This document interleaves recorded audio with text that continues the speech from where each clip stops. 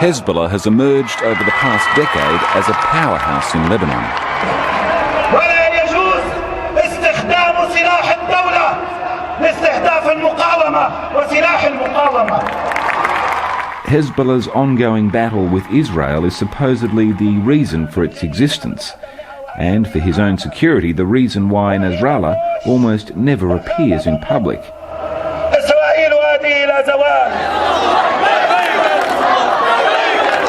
But recently, his guns weren't pointed at Israel. They were pointed and fired at Lebanese, a very significant switch for which Nasrallah is unrepentant.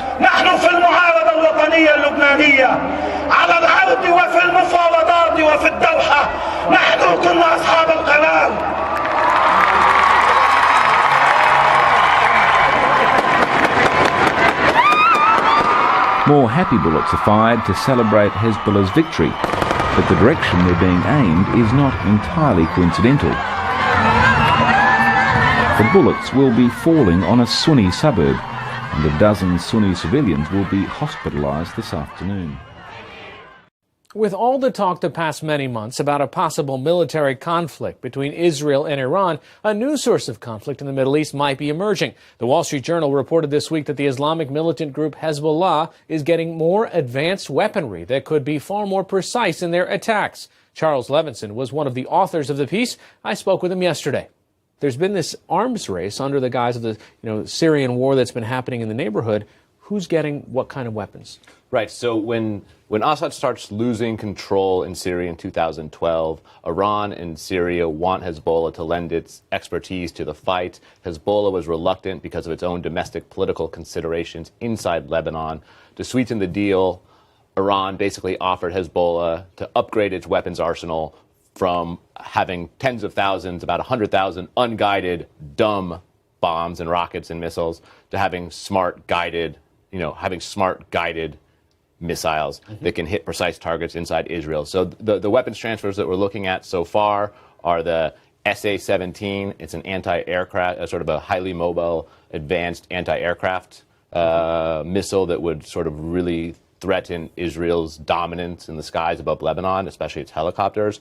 You're talking about the Fatah 110, which is a very precise, within I can't remember the exact, but within a few hundred meters, let's say, surface-to-surface missile that can reach basically all of Israel, and something called the Yachon surface-to-ship anti-ship missile, which can basically take out any Israeli ship patrolling the Mediterranean off the coast of Lebanon. So these are missiles that are now in Lebanon and in Syria, where Hezbollah stores them? So Hezbollah operates obviously in Lebanon and also has a presence inside Syria, including warehouses and bases and whatnot. So the way the transfers usually work is Syria transfers the weapons to Hezbollah inside Syria, and then Hezbollah transfers them, when it wants to, inside Lebanon. And there's conflicting reports about sort of how successful they've been in getting them into Hezbollah's hands and into Hezbollah's hands inside Lebanon. But it appears that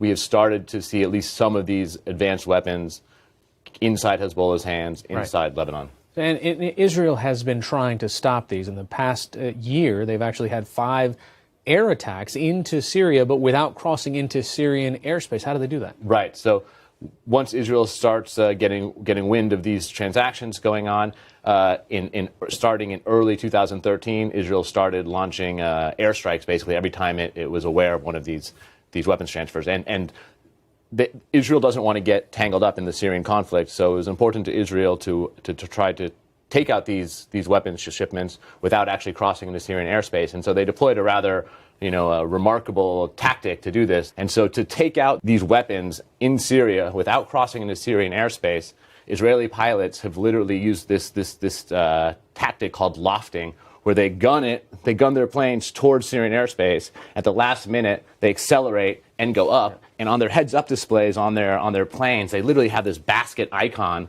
that is the target, and have to sort of time the launch of their payloads in this arcing arc into Syria to hit these targets without ever going into Syrian airspace. All right, Charles Levinson from the Wall Street Journal. Thanks so much. It's my pleasure. Thank you. The leader of Hezbollah, Hassan Nasrallah, has threatened to strike the Dimona nuclear reactor in southern Israel.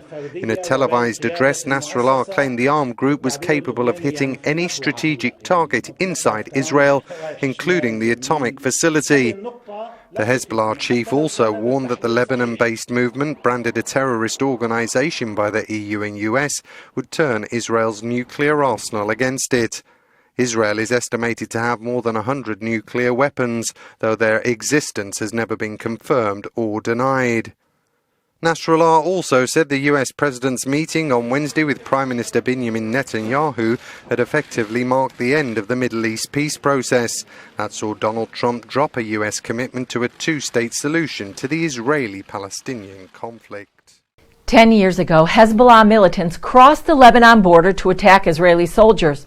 That ambush sparked not only a war, it showed the dangers Israelis face each day from all sides. As Chris Mitchell reports from Israel's northern border, the IDF is preparing for the next and perhaps even bigger border war. CBN News obtained a rare look at the Israel Defense Forces getting ready for the Iranian-backed group Hezbollah. We rode along the border with two IDF combat officers. And if you listen closely, you can hear the sound of protection being created in this rugged terrain. This UN flag behind me represents the international border. On the other side of the fence is Lebanon. I'm standing in Israel, and the Israel Defense Forces have built a barrier, maybe 15 to 20 feet high, to protect against Hezbollah infiltrations. First of all, it gives us an observation point to see better. On the other hand, it gives us better protection. Today, if a person runs toward the barrier to cross it, he can't run easily. He needs to stop for a moment or two. That gives us enough time to react. They know their enemy. We know the other side isn't innocent. We're searching for the points that are unseen, where they can get in. And because of this, we are working on the entire barrier, not on a specific point. Up here on the border, the enemy is always a clear and present danger. Just about a mile away from here is a Lebanese Shiite village, most likely a Hezbollah stronghold. And one more sign of the Hezbollah presence here on the border, just beyond the fence there, you can see the yellow Hezbollah flag. Right here, there is an Israeli community called Shetula. We see that the community is close to the security fence. We are the line of defense, so we built a kind of wall that can be close to the community. We know that the intention of Hezbollah is not only to look for military targets. His goal is to harm every Israeli. It doesn't matter if it's a child, or a man, or an elderly person. Their goal is to harm Israelis, whether civilians or military personnel. Because of that, we protect civilians and also military personnel, because the goal of the military is to protect the state. This is where the last war began. This memorial marks the site of a Hezbollah ambush in 2006.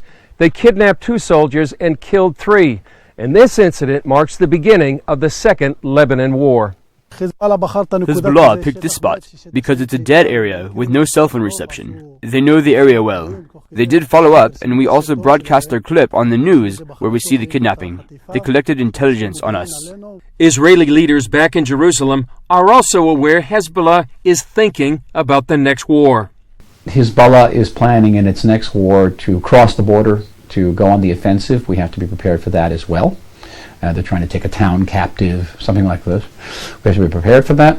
Hezbollah has posed, as Israel's leading military officials have said, a strategic threat to the country, and that is why Israel has taken preemptive actions against Hezbollah and the Syrians that are transferring weapons to the Hezbollah in neighboring Lebanon. It has created a measure of deterrence for Israel. Israel's goal is to stop Syrian weapons from getting into Hezbollah hands. Despite these strikes, Lebanese media claim Hezbollah now possesses what they call game-changing weapons. We're talking about 130,000 rockets in the hands of Hezbollah. They have not been fired during the Syrian civil war. They're saving them all for us. And they're aimed at our cities. They can hit as far south as Eilat. Our entire country is in the range of those 130,000 rockets. One more reason behind the need for vigilance here. You look at the area, it's a beautiful area. Nature, nostalgic. Everything looks as innocent as possible. But from our understanding of the enemy, we know that there will be a war here, and that's why we need to prepare to prevent an infiltration further inside.